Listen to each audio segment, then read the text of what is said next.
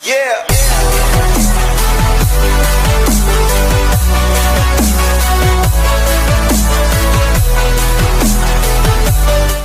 नमस्कार दोस्तों, स्वागत है एक बार फिर से हमारे चैनल टेलीटेक एन में। सीरियल या रिश्ता क्या कहलाता है कि आज के एपिसोड के रिव्यू के लिए कल हम सब ने देखा था कि कार्तिक आता है सिंघानिया हाउस नायरा से माफ़ी मांगने के लिए, पर छोरी अंदर नहीं आने देती है तो वो खिड़की से अंदर चला जाता है और नायरा से अपोलोजाइज के लिए सरप्राइज प्लान करता है।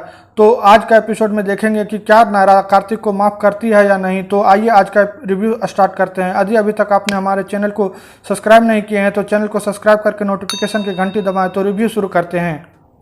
आज का एपिसोड शुरू होती है, कार्तिक नायरा से अपोलोजाइज मांगने की कोशिश करता है, फिर वो नायरा के आंखों में आंसू देखता है और फिर कार्तिक नायरा से कहता है सॉरी, आया था तो ये सोचकर कि तुमसे अपने किए की माफ़ी मांगूं। तुम्हारा बर्थडे जो मेरी वजह से ख़राब हुआ है उसकी भरपाई करूं, उसका उल्टा ही हो गया है। मैंने शायद और ख़राब कर दिया है सब कुछ, तुम्हारा दिल और दुखाया। ये नहीं सोचकर आया था, ये नहीं करना था मुझे। नायरा, इससे अच्छा तो तुम मुझसे नाराज़ रहो, गुस्सा रहो, वो ठीक है। आई एम सॉरी। और कार्तिक जाने लगता है। फिर नायरा पीछे से जाकर गले लगती है और नायरा कहती है, कह तो रहे थे कि जब तक माफ़ नहीं करूंगी तब तक यहीं रहोगे, फिर अब क्या हुआ, अब क्यों जा रहे थे। तो कार्तिक कहता है, तुम्हारी परेशानी देखी नहीं जा रही थी मुझसे, घर पर रियलाइज हुआ नायरा, लेकिन वो आधा अधूरा था। तुम्हारा चेहरा देखा तो समझ में आया कि तुम्हें कितना हर्ट किया है मैंने, कैसे दिल तोड़ा है तुम्हारा। मुझे माफ़ मत करना नायरा, माफ़ी के लायक नहीं हूँ, मैं बहुत शर्मिंदा हूँ। माफ़ी मांगने के मतलब ये होता है कि आप दोबारा वो गलती नहीं दोहराओगे। मैंने तो ये गलती बार बार की है, कितना सुनाया था मैंने, फिर भी तुमने हमेशा मुझे माफ़ किया है। Sorry, I am sorry Naira. तो नायरा कहती है, मैंने माफ़ नहीं किया है तुम्हें सज़ा मिलेगी, इस बार ऐसी सज़ा मिलेगी कि तुम ये गलती दोबारा नहीं दोहराओगे। तो कार्तिक कहता है मंजूर है। फिर कार्तिक नायरा को बर्थडे विश करता है और दोनों में पैचअप हो जाती है।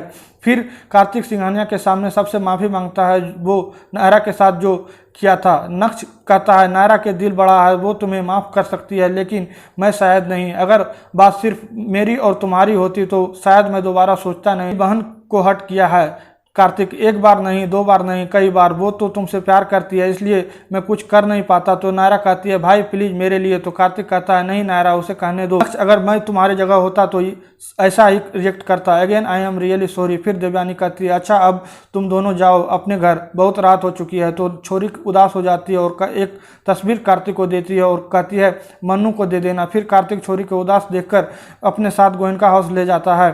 गोयनका हाउस में नायरा कार्तिक को साथ देखकर सब बहुत खुश होते हैं। फिर नायरा कार्तिक मनीष के पास जाने लगता है। स्वर्णा कहती है, मनीष जी कमरे में नहीं है। तो कार्तिक घबरा जाता है और पूछने लगता है, कहाँ है, कुछ हुआ है, उन्हें कुछ हुआ है तो बता दीजिए। तो स्वर्णा कहती है, माँ जी का कॉल आया था, उनके आश्रम में किसी ने कहा है कि एक केयर सेंटर है जहाँ पर मनीष जी की बीमारी का इलाज हो सकता है।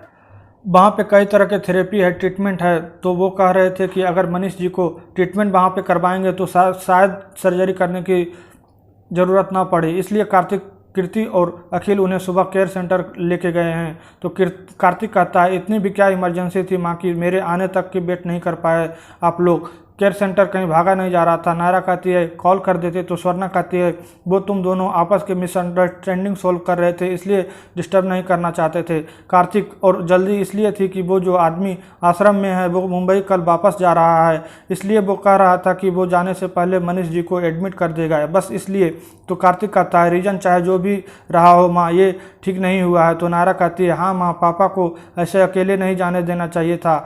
आई मीन वैसे तो कीर्ति दी और चाचू है, लेकिन जब से उनकी ऐसी हालत हुई है तब से कार्तिक ही उनके साथ पूरा टाइम रहा है, उसी के साथ वो ज़्यादा कंफर्टेबल फील करते हैं। ऐसे में कहीं नई जगह ले जाना अनजान लोगों के बीच। तो सुरेखा कहती है, नहीं नायरा, समर्थ है न वहाँ पे कुछ दिन रहेगा साथ में। तो कार्तिक कहता है, मैं भी रहता चाची अगर आप लोग जल्दी नहीं की होती।